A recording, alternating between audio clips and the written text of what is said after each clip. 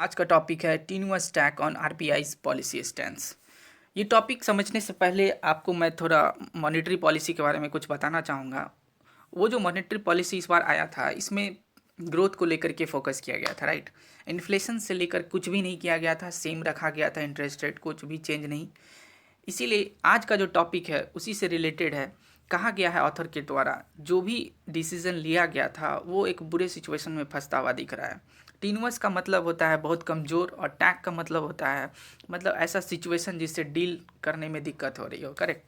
जो भी policy stance था उससे उसमें कुछ दिक्कतें हैं, तो क्या दिक्कतें हैं आइए डिस्कस करते हैं। India's inflation based on consumer price index quickened to 6.01% इन जनवरी। जो इंडिया का इन्फ्लेशन है कंज्यूमर प्राइस जो कि मतलब महंगाई को बताता है, वो अभी 6.01% है जनवरी में, breaching the central banks upper tolerance limit of 6%, जो कि ब्रीच कर दिया। 6% का जो अपर थ्रेशोल्ड था वो ब्रीच कर दिया। देखिए, मॉनेटरी पॉलिसी में ये चीज़ बोला गया था इन्फ्लेशन को लेकर के कि उनका कहना था कि ये जो इन्फ्लेशन है वो 5.7% रहेगा, ऐसा मॉनेटरी पॉलिसी में कहा गया था।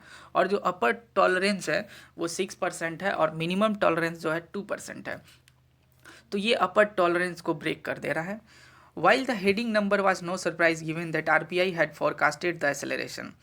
ये आरबीआई के लिए सरप्राइज वाली बात नहीं है। क्यों सरप्राइज वाली बात नहीं है? क्योंकि आरबीआई तो ऑलरेडी क्या फोरकास्ट किया था, वो ग्रोथ को लेकर के ज़्यादा फोकस किया था, इन्फ्लेशन पे कोई काम नहीं किया था, करेक्ट।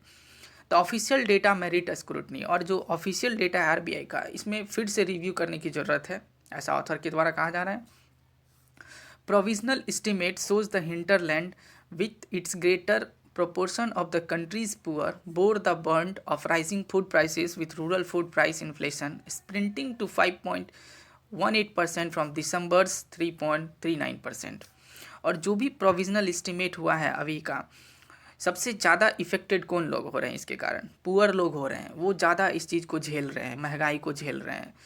हिंटरलैंड का मतलब होता है जो रिमोट एरिया में रहते हैं, गरीब कह सकते हैं, वो लोग सबसे ज़्यादा झेल रहे हैं इस महंगाई को लेकर के। जो दिसंबर में जो महंगाई दर था, अगर गरीब लोग के एस्पेक्ट से बात करें तो 3.39% था, लेकिन अभी जो है 5.18% तक चला गया है। अगर ऑयल और फैट्स की बात करें तो ये भी 18.7% बढ़ गया है। Though the RBI had been expected to start normalizing its pandemic era policy stance in February's monetary policy meeting and reaffirm its resolve to contain inflation, जो भी आरबीआई के द्वारा एक्सपेक्ट किया गया था कि नॉर्मलाइज हो जाएगा आने वाले टाइम में, फरवरी के मॉनेटरी पॉलिसी में ऐसा बोला गया था कि आने वाले टाइम में जो भी इन्फ्लेशन है वो कम जाएगा, लेकिन ऐसा देखने को नहीं मिल रहा है। The central bank retain the status quo in order to support economic growth, और जो भी आरबीआई की तरफ से था, जो भी मतलब कंक्लूजन निकाला गया था वो स्टेटस को रखा गया था, मतलब कोई चेंजेस नहीं रखा गया था मॉनेटरी पॉलिसी में, मेन तो फोकस इनका ग्रोथ ही था। इसीलिए Governor Shaktikant Das has defended the RBI's projection for inflation to slow to 4.5% in fiscal year 23 by citing the base effect as the cause for higher headline inflation this fiscal। और अभी का जो inflation है 6.01%, इस चीज़ को वो defend करते हैं। उनका वो ये प्रोजेक्ट कर रहे हैं, कौन? शक्तिकांत दास, कि जो इन्फ्लेशन है ना स्लो हो जाएगा 4.5% तक। कब? फिजिकल ईयर 23 में। अभी तो फिजिकल ईयर 22 चल रहा है, अभी ऐसा कुछ देखने को नहीं मिलेगा, लेकिन फिजिकल ईयर 23 तक में 4.5% तक इन्फ्लेशन आ जाएगा। और ये एक रीज़न देते हैं ऐसा क्यों होगा, तो वो रहेगा रीज़न बेस इफेक्ट के कारण। और and predicted that a similar base effect would help enable a down trend in the coming months. और ये सिमिलर बेस इफेक्ट जो है ना, आने वाले समय में इन्फ्लेशन जो है घटता हुआ दिखेगा। The RBI assumptions, however, could unravel if a storm cloud on the horizon intensify। जो भी आरबीआई का एग्जाम्पशन रहा है इस चीज़ को लेकर के कि आने वाले समय में थोड़ा दिक्कत तो होगा ही, मतलब और भी ज़्यादा दिक्कत हो सकता है। ऐसा क्यों? क्योंकि uncertainty over the Ukraine Russia tension pushed global crude oil prices 7-year high earlier this week. ऐसा एक रीज़न दिया जाता है कि आने वाले समय में और भी दिक्कत होगा। ये दिक्कत इसलिए है क्योंकि यूक्रेन रसिया का जो भी टेंशन चल रहा है, क्रूड प्राइसेस अभी तक में सबसे ज़्यादा है। January's inflation in transport and communication, अगर कम्युनिकेशन और ट्रांसपोर्ट की बात करें इन्फ्लेशन को लेकर के, which reflects retail fuel prices slowed might from December but was still at 9.36%। थोड़ा कम तो हुआ है अगर ट्रांसपोर्ट और कम्युनिकेशन की बात करें तो, लेकिन अभी भी 9.36% है। Pump prices have stayed static for a while, a likely effect of the poll season. और जो पेट्रोल पम्प सबका जो प्राइसेस है अभी अभी कम है। ऐसा क्यों कम है? क्योंकि अभी इलेक्शन चल रहा है इसलिए कम है।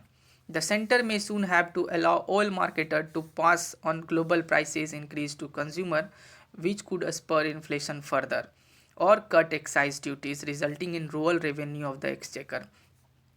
अब सेंटर अलाउ कर रहा है जो भी ऑयल मार्केटर है, जो भी प्राइस में आपको मिल रहा है आप कंज्यूमर तक पहुंचाइए। इसके कारण क्या हो सकता है? इन्फ्लेशन और बढ़ सकता है। इन्फ्लेशन तो बढ़ ही सकता है, या अगर गवर्नमेंट अपना एक्साइज ड्यूटी को कट करती है तो गवर्नमेंट फिर कमा नहीं पाएगी, मतलब उनका रेवेन्यू कम हो जाएगा। एक्सचेकर मतलब होता है जो गवर्नमेंट मनी को लेकर सप्लाई ऑफ मनी करता है, उसको एक्सचेकर कहते हैं।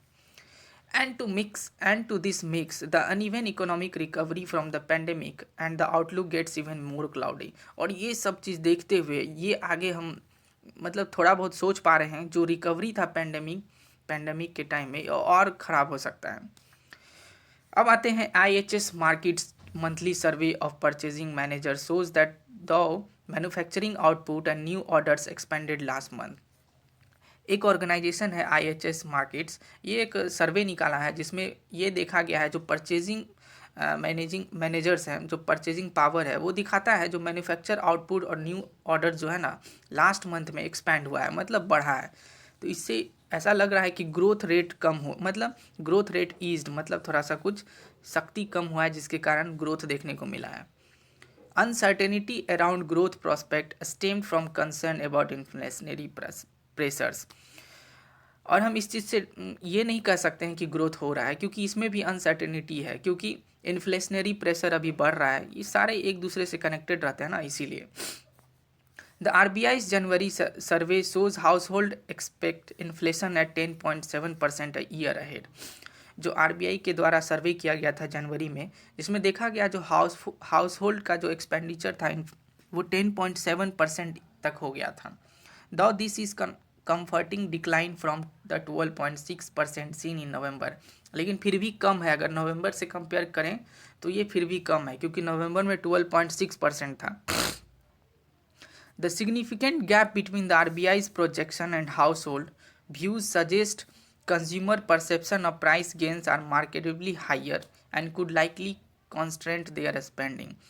और ये जो गैप दिख रहा है जो RBI का प्रोजेक्शन है और हाउस होल्ड का जो एक्सपेंडिचर है, इससे ये पता चल रहा है कि प्राइस तो हाई है ही, जिसके कारण क्या होगा, हम और आप लोग क्या करेंगे, पैसा कम खर्च करेंगे। ये एक गैप के कारण पता चल रहा है। This is undesirable as the NSO advance estimate of GDP growth for the current fiscal, so private consumption expenditure still lagging behind pre-pandemic level of fiscal year 2020।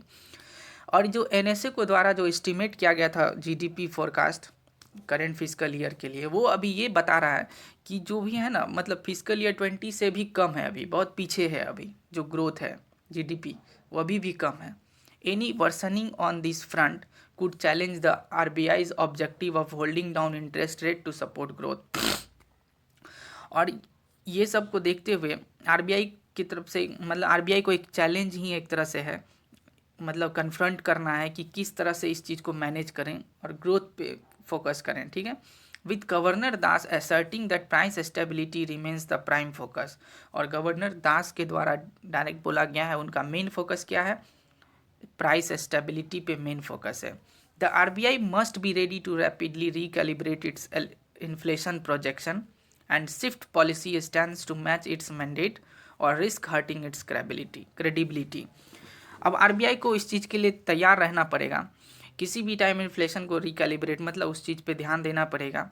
या तो आप जो भी आपका पॉलिसी है उस चीज़ पे मतलब मैच करवाइए जो अभी करंट सिनेरियो चल रहा है, नहीं तो ये जो क्रेडिबिलिटी पे एक मतलब एक दाग लग सकता है। ओवरऑल पैसेज यही था। धन्यवाद। अगर आपको समझ में आया हो तो प्लीज़ सब्सक्राइब कर दीजिए। Thank you.